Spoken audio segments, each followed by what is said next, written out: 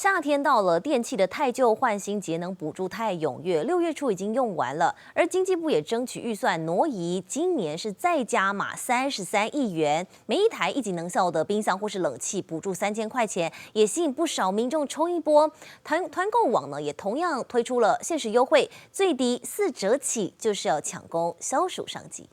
急速冷冻，它是在这里。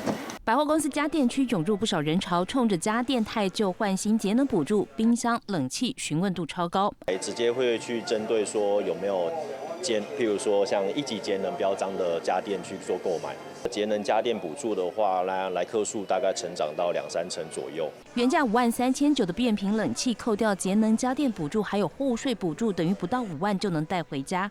瞄准小家庭，这款窄版美型电冰箱同样有节能补助，可以省下3000元。那它做了这个蔬果室跟这种保鲜的这种生鲜室，就是让你分类上更方便。来客数成长也带动业绩，加上百货活动回馈更多。经济部节能补助申请踊跃，6月初预算用完，再度加码33亿元，可以补助170万台冰箱冷气。北市也鼓励服务业汰换成节能设备，新增冰箱、冷冻柜等5种品项，上限提升到300万元，直到9500万元预算用完为止。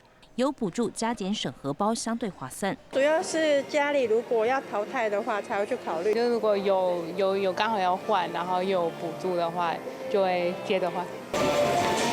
抢攻消暑商机，团购网即日起推限时折扣优惠。平台也寄出各式的风扇、冰箱、冷冻柜、凉感寝具，或是像是冰淇淋机、冰块机、鲜榨机等厨房小家电，都有一个限时10天下杀4折起的一个优惠活动。全民抗暑大作战，抢补助比价格，怎么买最省荷包？想必精打细算的您心中早已有盘算。